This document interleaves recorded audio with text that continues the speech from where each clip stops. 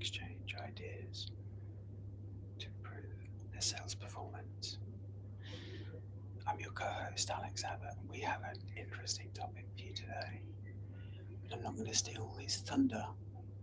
Over to you, Professor. Rob, to introduce our guest.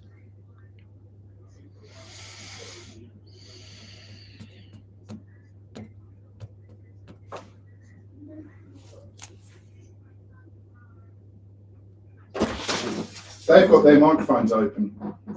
Okay.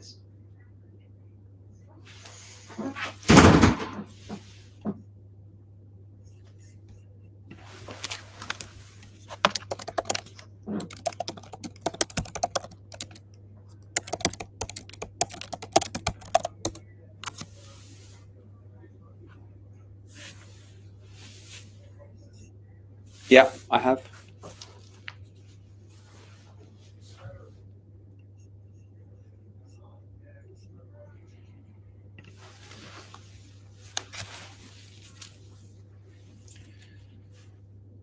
Welcome to SalesTV Live, a safe place for salespeople to network, exchange ideas, and put those ideas into practice to improve sales performance.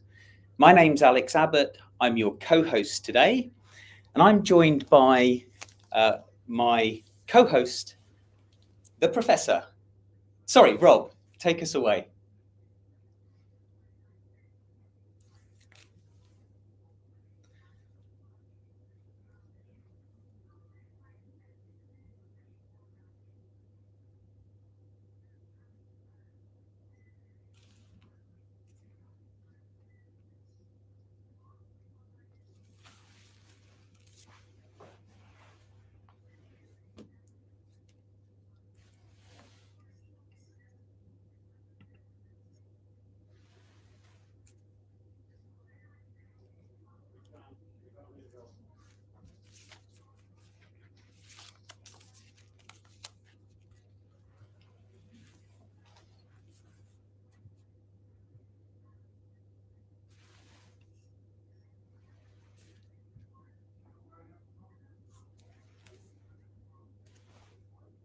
And recently come out with a use policy.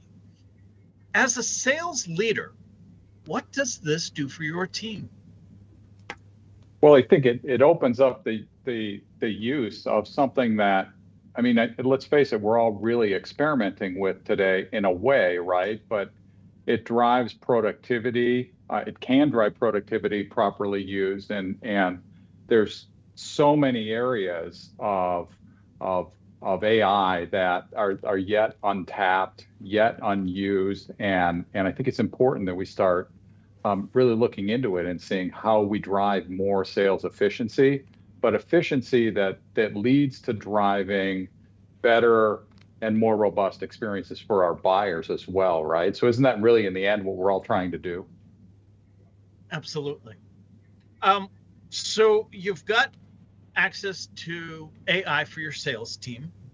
In fact, for your entire organization, as I understand it.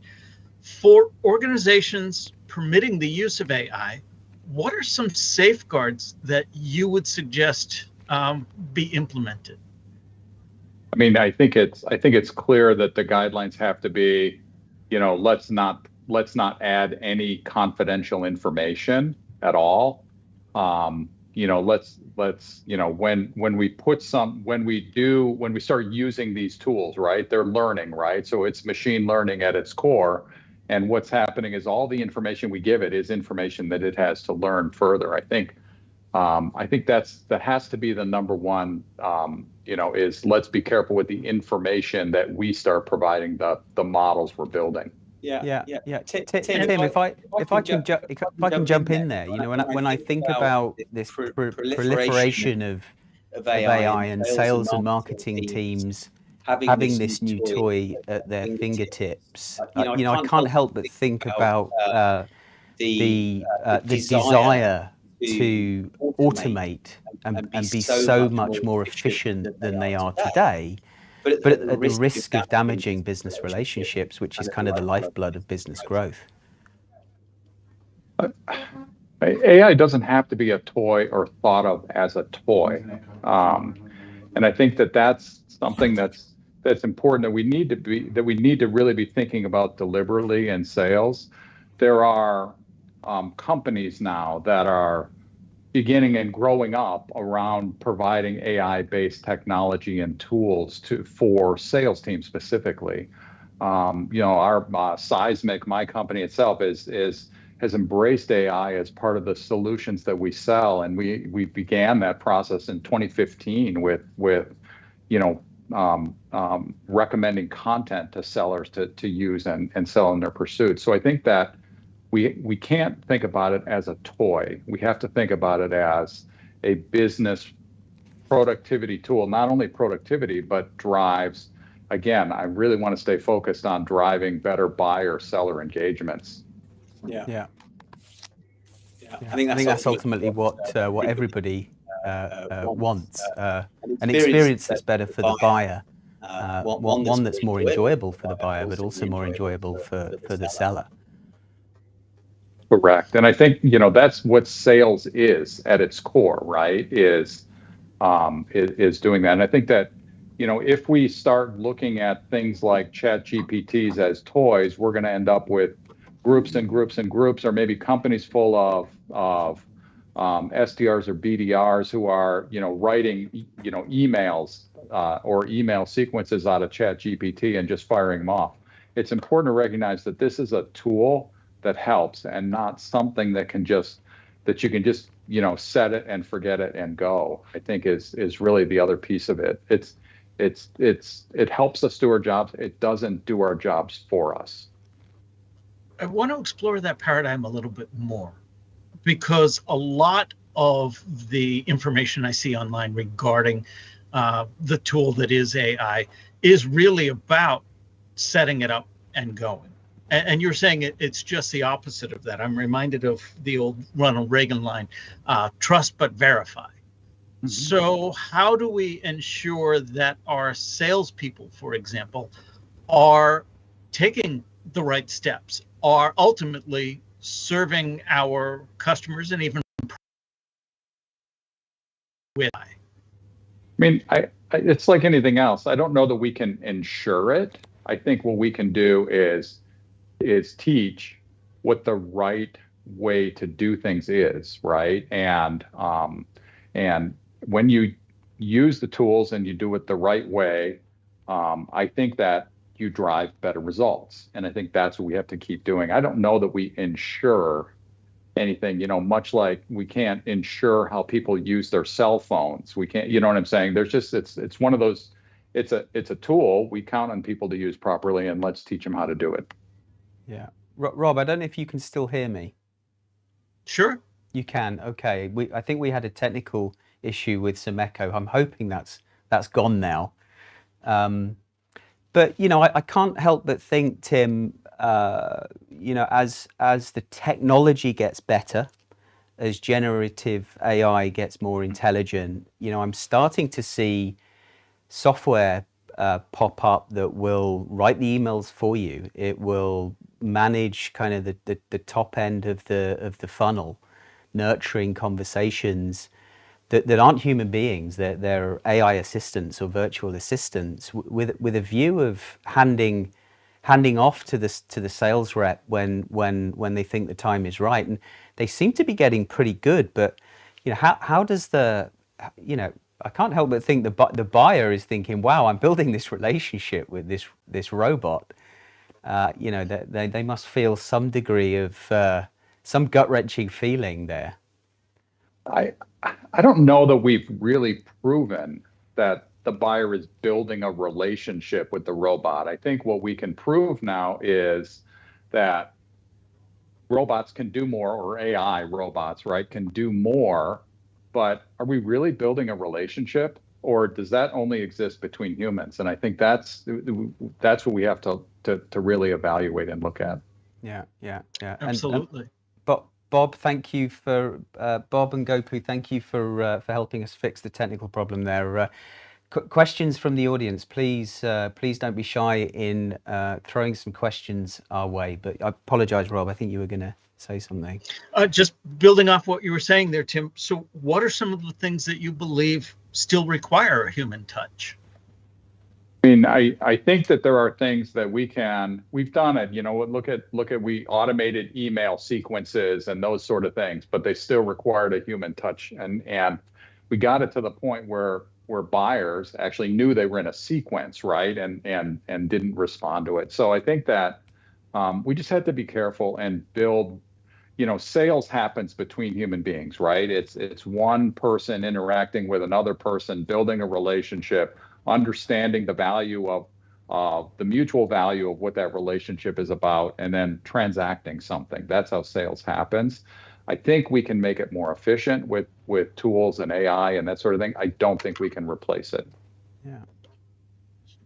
Yeah. Tim, I think that's mentioned, Sorry, go ahead, Rob. You had mentioned training and again, that trust but verify and make sure they're trained in the right way. What kind of training, what things are you training? Take me to the blocking and tackling level if you have some insights there. I mean, I think initially, I don't know that we all know how to train it, right? To do training properly. Let's face it, everybody's talking about this topic, but you're hard pressed to find an expert in this area, right? So I think we're all kind of feeling our way through.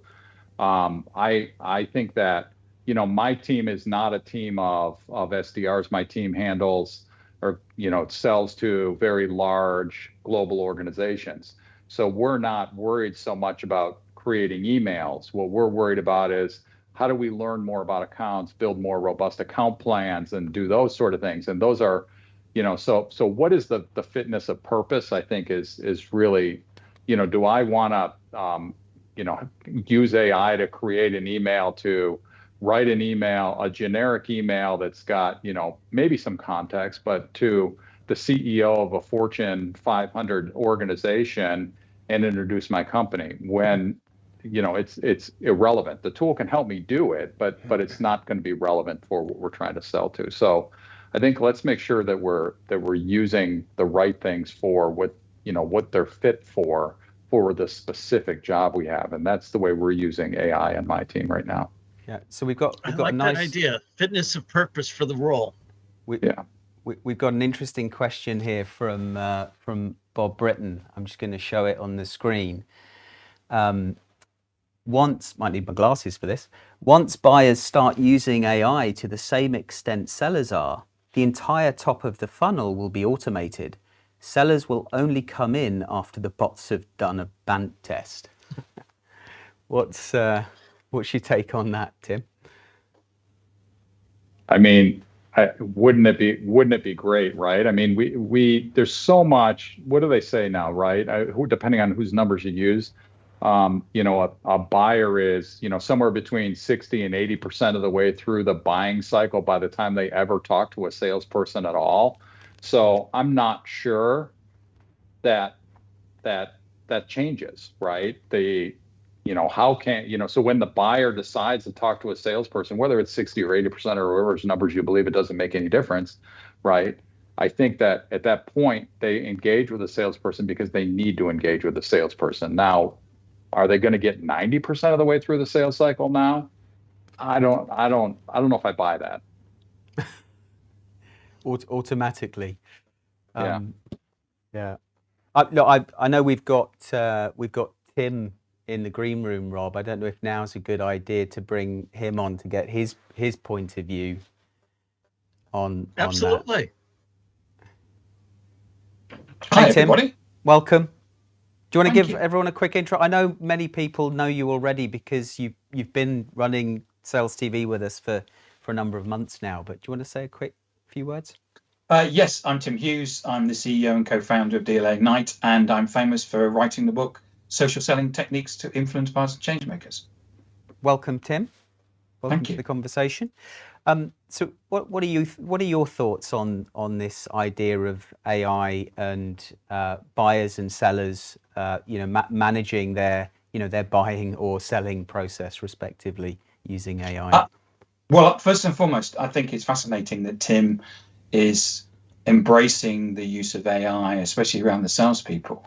And I would be really interested in hearing about some of the case studies, because I think what tends to happen is we tend to focus on sending emails. And I agree with Tim that actually it's a business tool. I mean, I use AI now more than I do spreadsheets or PowerPoint. It's become, I use AI at least a day, every day, multiple times a day. And it's become fundamental in terms of the way that the business process is run. So I'm interested in some of the things that people are doing from a strategy perspective, from a sales perspective. Yeah, Tim. I mean, I think that again, we're focused on my team. We're focused on really using it to learn more about our prospects than we are worrying about engaging with them at this point. As I said before, my company Seismic we use it, right? It's sales enablement solution that we use here that is loaded with a bunch of AI features that help us do our job to create better buyer experiences. Everything from, how do we help prep for meetings? What do we do during a meeting? Better follow up during meetings. If you start to look at all of these things, right? These things are real and they're being used today. We have a social selling solution that uses AI to help us write the comments that we may attach to an article that we're sharing, so we can build our own expertise or in social. So I just think that there's so many areas that this happens and that things are happening, and there are companies like Seismic that are going to come along with real solutions that we're using every single day and helping us do our job. And I think it's Chat GPT and some of those things that are available today that we're all using now will become less and less relevant for the salesperson as companies jump on the bandwagon and start filling in solutions. I'm interested. Sorry, Tim. I was going to say, and is there any way do you see in terms of optimizing pricing strategies or product recommendations or upselling or cross-selling and using AI to do that? Absolutely, I think that's a fantastic use case. We talked before. ChatGPT came up with a question, Tim. So yeah. We talked before about just the idea of prepping for a meeting, right? So now imagine that you've got a solution from that's backed by AI that helps you gather the information for the persona or the person you're meeting with, because you're connected to your CRM system, so you know who the meeting's with, what market their company's in, the persona of that person, and now all of a sudden AI can gather information for me. It can now it can grab the right content that I need for the meeting. It can start assembling the right pitch deck if I need that for the meeting, and those sort of things. So there's a lot coming, right? Or there's a lot here already. And I think it's pretty exciting to start leveraging it. What's your leadership think about this? Because have you got the board's agreement on it, and is it being used in other areas within Seismic? It is actually, we have our own products that are very generative AI based, and we've been in this market for quite some time. So we're leveraging and we're moving forward, and our customers are excited about what we've been doing and what we are doing going forward as well. Yeah. Alex. So on that point, I'm interested to learn, Tim, if you've started quantifying the value of the use of AI. Is it purely efficiency? Are you looking at revenue uplift? I mean, I think it's going to, when we really get enough data, it's really gonna have impact in all places, right? Efficiency does drive to revenue uplift, because if I can save every salesperson on a sales team 4 or 5 hours a week, that's 4 or 5 hours a week they can sell, right? And selling is what drives revenue. So I do think that efficiency does drive revenue uplift, and we'll have very quickly, we'll have real data on that. Tim Bridge, I heard you talking about some of the things that AI can help you do, as going into a meeting and helping with the presentation, the deck, and so on and so forth.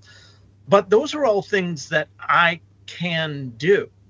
What you've just described to me is something that does it more efficiently, but not a magic wand that does something that I cannot do.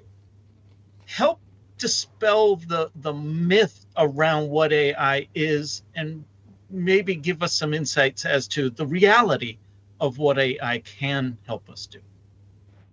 I mean, I think for me, right, AI it's a tool, and it's a tool like anything else, like your cell phone or your laptop or whatever, right? I mean, it's so it's a tool, and it can help us do our jobs just like your cell phone can. If you pick up the phone and call somebody, it can help you do your job, right? I just think that we need to be thinking of it as that, and not some magic silver bullet that's gonna change everything we do right now. Yeah. Yeah. What about, are you starting to think about the boundaries you need to put in place and any ethical elements of the use of AI by your sales team, Tim? I mean, that's always a consideration, is all of that. And again, we talked about it earlier, right? Even just privacy or private information or confidential information. There's so many aspects to that. I mean, I think every company's thinking about it. I think we're approaching things with a degree of caution, but let's move fast, let's go forward, and let's just be cautious and smart about what we do. Yeah, because I think there's many sales leaders, salespeople listening to this today, thinking, well, I'd like to use AI to be more efficient, but I'm worried about me asking AI questions that are private and may breach confidentiality policies within the company. So I think, what you're talking about today, Tim, is extremely relevant for salespeople and sales leadership, and someone that appears to be leading the way and using AI at scale across your organization is fantastic to hear. Are there any other sort of things that you would mention as considerations for sales teams, sales leaders thinking of treading this path? I mean, we got over the notion, generally speaking, not everywhere, but we got over the notion, when the gongs and the choruses of the world and conversational intelligence came into play, and we started recording all of our meetings, right? And didn't we have the same discussions at the start of that about what about privacy? Our customers would never do that, and now you can't hardly be on a meeting that isn't recorded anymore, right? So, and it hasn't been that long. So I think we're kind of, it's phases that we'll go through, and there'll be ways, just like there is when you join a meeting and it's recorded, that it gives you a warning. It says it's recorded. There'll be ways that'll come up that'll continue to protect people and privacy and confidential information and all of those things. Yeah. So Tim, I heard you say earlier that there are no experts yet. And I would agree with that. There are those that espouse to be experts, but I question their expertise. So that said, as a sales leader, how are you helping your team as a whole collaborate on best practices? How are you capturing that information? How are you disseminating that information so that everyone is learning from the things that are being learned? I mean, we have our weekly meetings with the team. We talk about, here's something new I learned. I did this. We share best practices.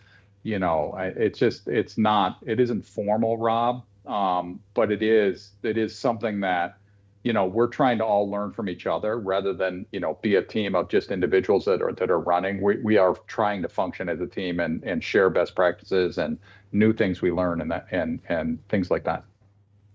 I know I said I wouldn't bring up the Red Sox, but I absolutely thought of them when you said working together, and I was reminded of the '86 Red Sox, 25 players and 25 cabs.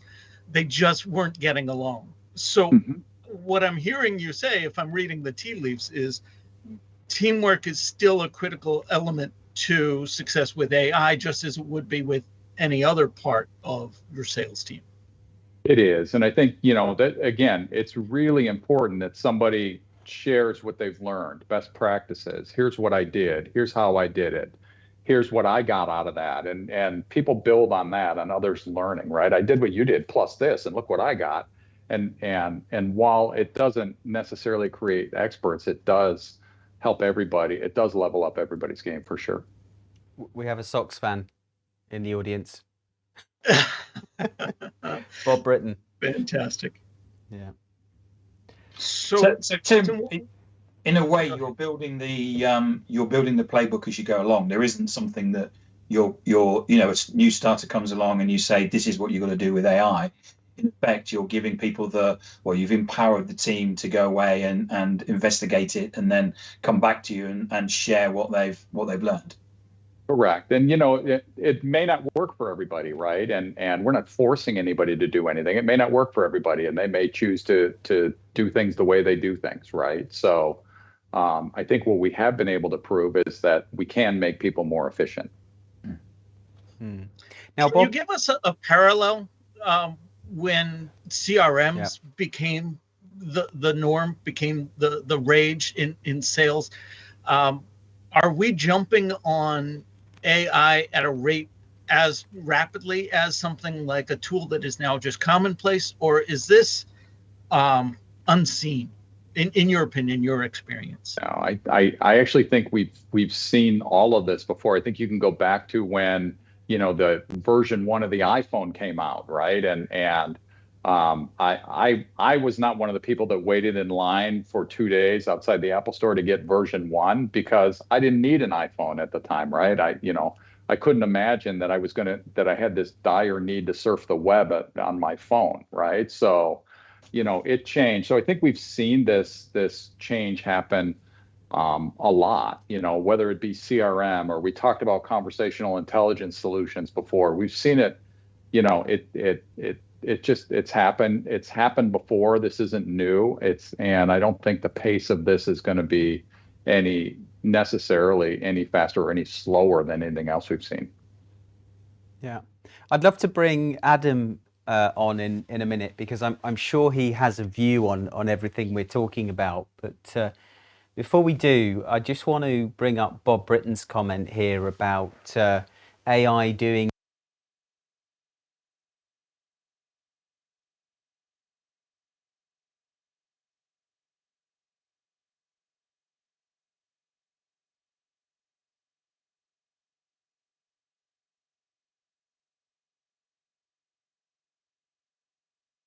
AI to be better at their jobs themselves, but there could be some other tasks that can be completely replaced by AI. I think it's like everything else. There will be tasks that are completely replaced by AI, but I think that the thing that I heard somebody say, and I can't remember where I was, but I heard somebody say, don't be afraid about AI taking your job. Be afraid of a person using AI taking your job. Yeah. Yeah. And then Bob also goes on to say, Bob, this is brilliant. Thank you for your engagement today, by the way. Bob Britton also goes on to say, AI adoption seems to be faster than CRM adoption. Would you agree with that? I mean, if we look at ChatGPT and them getting, 100 million users within a very short space of time. But CRM was never a tool for salespeople. It was a tool. It's designed to be a tool for sales managers to report, monitor, have, roll up forecasts, all of the other things, right? It wasn't designed to be a productivity tool for salespeople. In fact, CRM when it first came out was a tool that kind of slowed salespeople down. You got to capture your notes. You got to do this. You got to do that. So sales prevention tool. I mean, it was when it first came out. But how many salespeople out there hated updating the CRM system? And still to this day, right, they do. So, is that a task maybe AI takes over, is updating CRM? It's possible, right? It's they're listening to my meetings now. We understand what content we're saying. We can now generate a transcript from the meeting that, tells us what to follow. Can it update CRM as well? So I don't have to keep doing that. And then give me a sense for, more scientifically where it's at, where a deal's at in the pipeline stages. Yeah. I think all of those things are realistic. I mean, scary thoughts, no?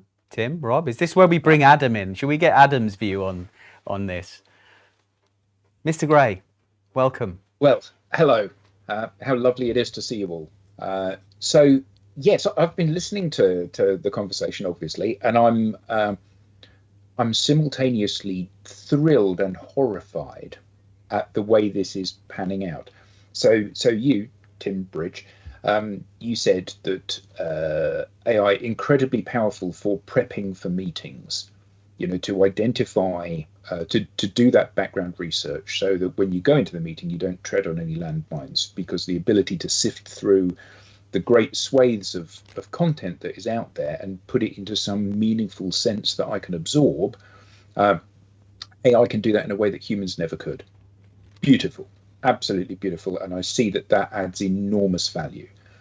The challenge is not that there isn't any information out there. The challenge is that there is too much information out there, and trying to sift that down to a manageable amount is the issue. It's always the issue for us as individuals. My concern is that AI will deliver in exactly the same way that email delivered this, which is that, yes, email enables you to target absolutely the people you want to speak to in real time and have a conversation with those people and deliver it instantly with zero delivery cost to those people. And the smart people micro niched that and made sure that they were having a conversation with you at this very moment. And other people thought, well, there's no delivery cost for this. So rather than sending out 10 targeted, I'll send out 100 less targeted, or 1,000 even less targeted, or 1 million not targeted at all. And I think that one of the challenges that we have with AI is that if you use it as you described, Tim, as a way of sifting that inbound information, fantastic. If you use it as a way to create more pseudo-personalized outbound information, you're simply adding to the problem that is already there. And I think that the challenge is not there is no content for me to consume. The challenge is that there is no context.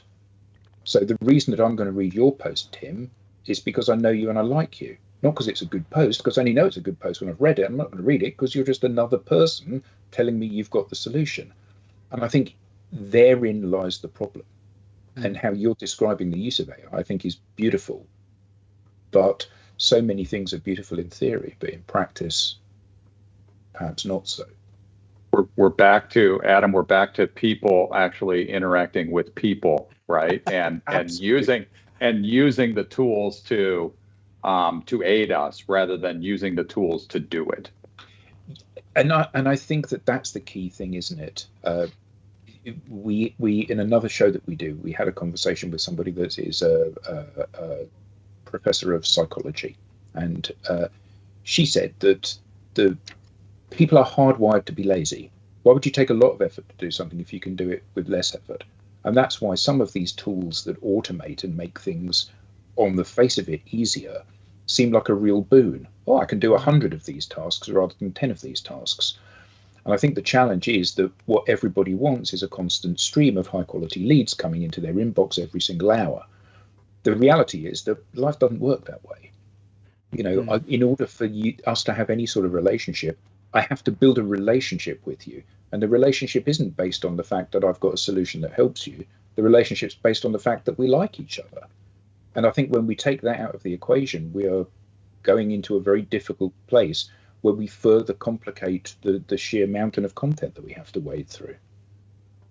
Yeah, and I think I can, again, it's how do we do that? How do we personalize the interaction, not by putting your name on top of an email, right? But how do we personalize the interaction? So what we're talking about is what you care about, not what I care about.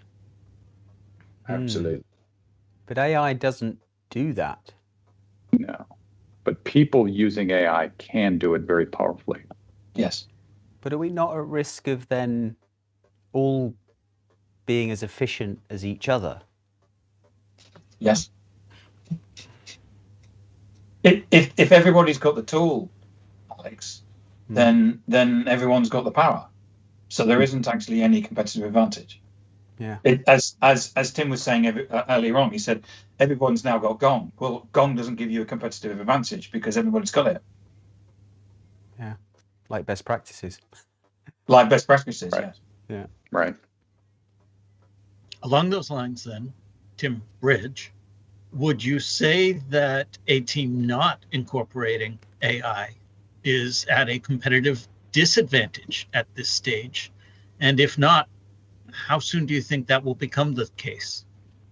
I mean, I think we're fast approaching that where, I think the economy's driving us to that too, right? It's harder and harder and harder to get attention of people and to extract money for value from companies. And so I think, partly the economy's driving us to become better at building relationships that are richer with our buyers, that provide value, and it's clear. So I think that we're being driven into that very quickly. And in my experience, I think most companies are either talking about it or doing something about it. So back to AI for sales teams. Somebody that is leading a sales team right now in an organization that has banned the use of AI, how would you suggest, first of all, they proceed to get that taken care of? Who would they speak with? And then talk to us a little bit about the first steps that you would put in place for the team themselves. So how do we talk to those above us that are prohibiting it? And then how do we support those that are reporting into us?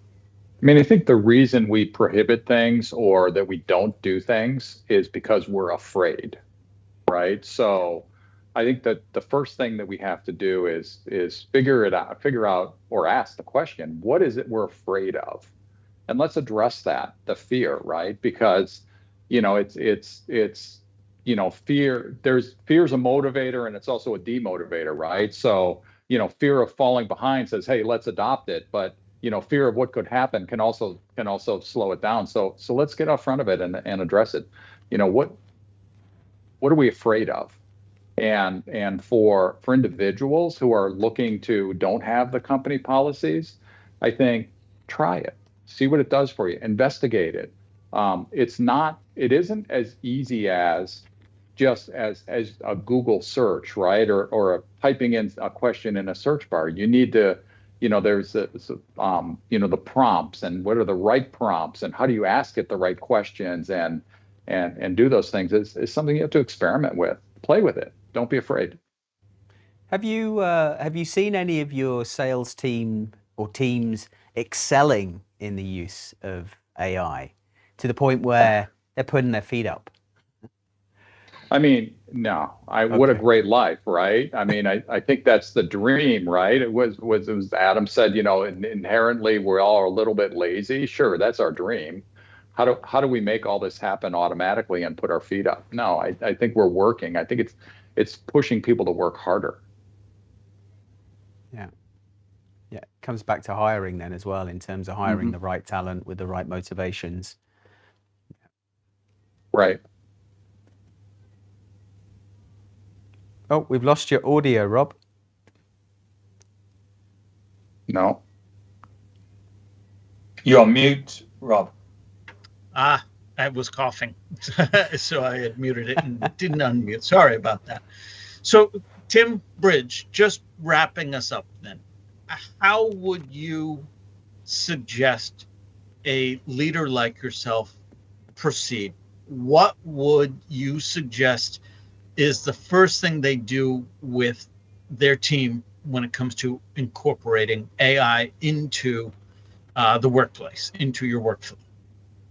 I mean, assuming you have nothing today as a company that brings AI in, and there's so many solutions that sales teams are using today that bring AI in. I mean, Salesforce has made, just an enormous amount of announcements around AI and what they're doing just within their CRM. So, I mean, assuming that you have nothing today, and you want to get started with something, pick a small task and start. Like I said, on my team, the task we picked is how do we make ourselves more efficient at generating an account plan?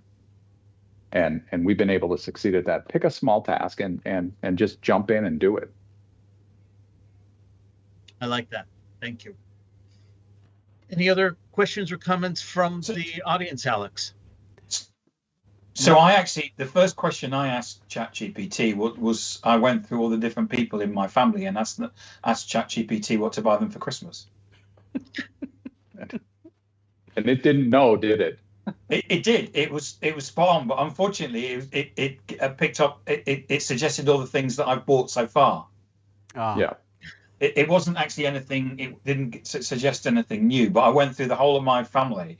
I've got a great niece and nephew. One's 9 and one's 12, and they're impossible to buy for.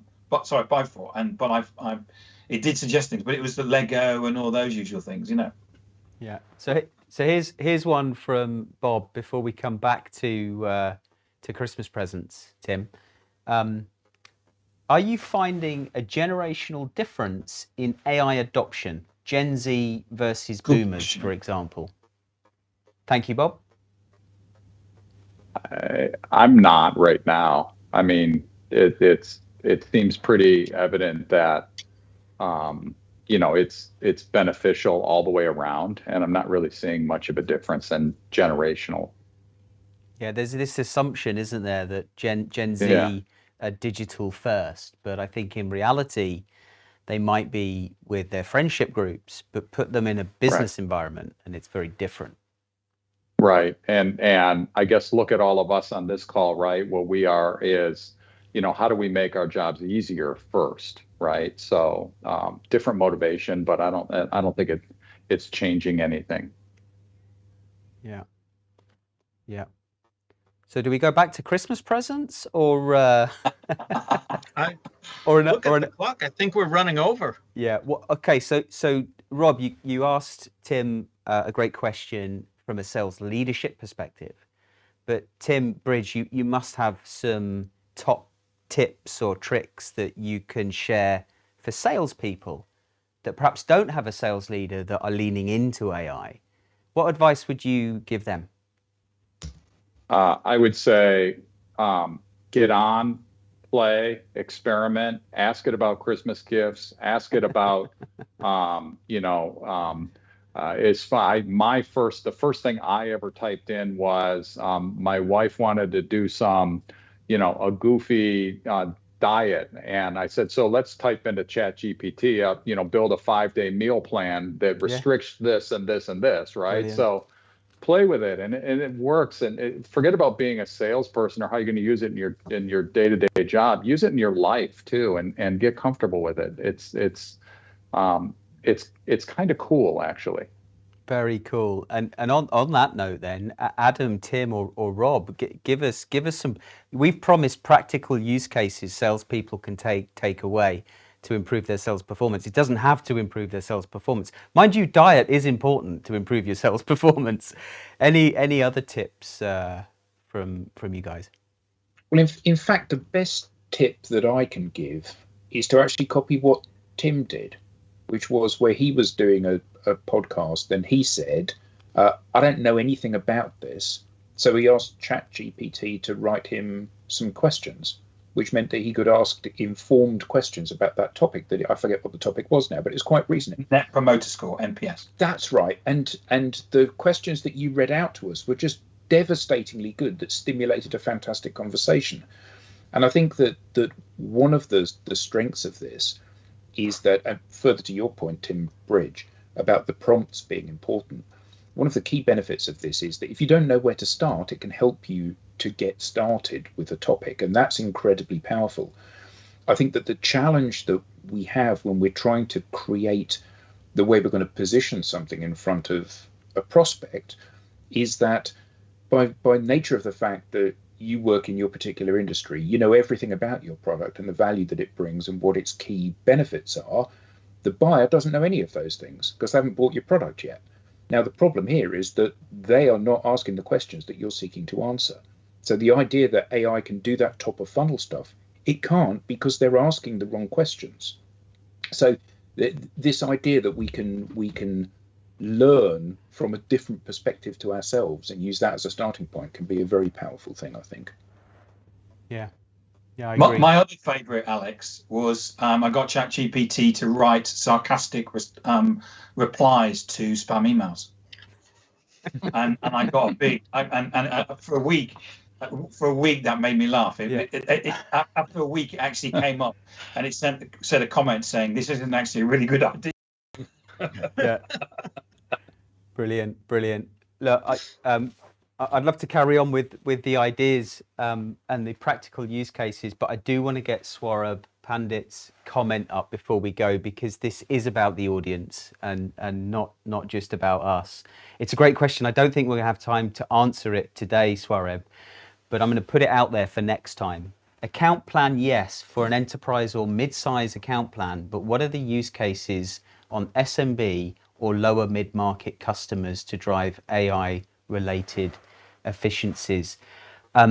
Tim, we are running out of time, but if you aren't a member of our LinkedIn group, please join, as I would recommend anyone listening joining. If you have a view on that particular question, please share it in our group for our audience. And with that, I think it's, thank you to the audience. Thank you, co-hosts and Tim Bridge, for joining us. It's been very insightful. Thank you. Thank you. And there's another episode of Sales TV. We look forward to seeing you next time. Enjoy the rest of your week, folks. Great. We'll see you.